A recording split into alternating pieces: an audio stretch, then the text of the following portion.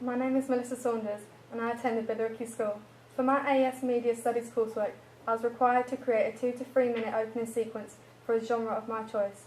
Whilst doing this, I also learnt about a wide variety of technologies and techniques which I incorporated in both pre-production and post-production to benefit my chick flick family style genre.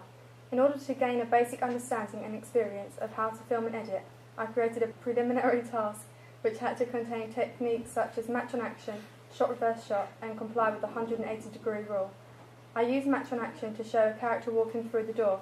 In order to get this technique, I had to film it multiple times, making sure there were no continuity errors so that it ran smoothly.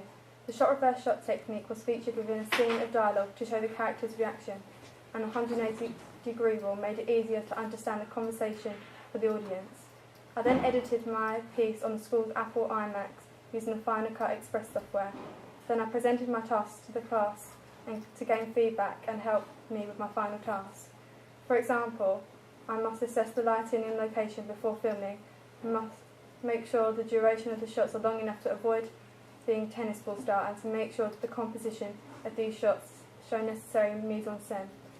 Before I began filming for my opening sequence, I had to research the genre I wanted to do and the conventions it had in order to create a real representation of the genre. I chose to research and later create a chick flick family style genre because of its popularity, which can be identified as films such as Bridesmaids and Grown Ups, which are featured in the yearly top 20 domestic grosses, according to Box Office Mojo. I then used one aspect of technology, YouTube, to analyse various different opening sequences, from Hollywood blockbusters to previous students' work.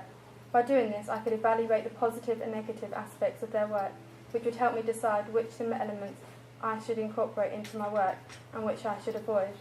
The use of YouTube is important and helpful as it means I could pause and rewind the films, as well as being able to go back and access it again. I analysed a variety of films such as The Strangers and Freaky Friday, focusing on the camera work, editing, sound and mise-en-scène. This further helped me to understand the conventions of film, especially within my chosen genre.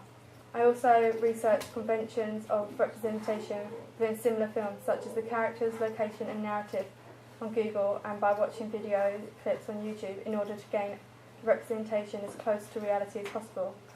I then had to plan for my final piece in order to have a detailed decision of what I intended to film.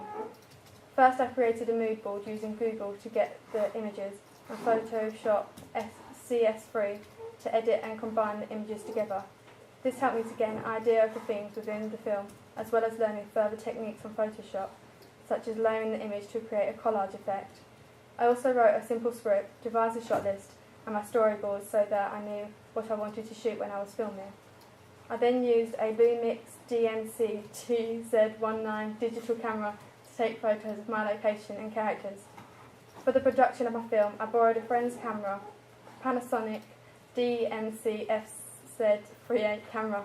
This was the first time I'd ever used this camera and therefore had to learn how to use it. I learnt firstly how to film the basics and play it back to check the footage was okay, but then adjusted the white balance so that the colour was more realistic opposed to an orange due to the basic lighting.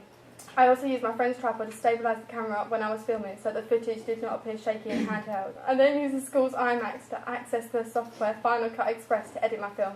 Because I filmed my film in 2 different scenes at different stages, I edited the first half first, then later edited my other half. I also chose not to edit my non-diegetic music until after I had edited my footage. For the first half, I used various examples of match on action to show my improvements from my preliminary task. I had to make sure the continuity was fluid in order to look as professional and realistic as possible. I then edited my second lot of footage, which featured dialogue, and I therefore had to use the shot reverse shot technique to make the audience view the conversation easily.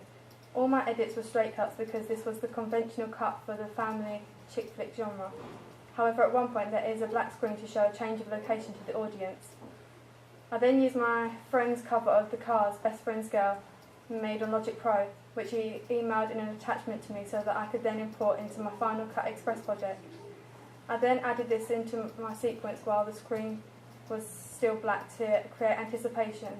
The sound is then synchronised out as the card is thrown down, but then the official Cars track is imported into the following scene. I got this track by via YouTube to MP3 application on the internet. I could then import this file into my project and place in the audio section of my project. For the titles of my film, I used LiveType for the first time. I used this to create the font and animations for the text, because similar films that I've analysed had animated titles. I then got an image off Google of a fairy and used Photoshop CS3 to remove the white background. I then placed the components in Final Cut Express by importing them and layering them together so they appeared together. I then had to select the fairy's motion to choose where it appeared, making it seem as though it was flying across the screen.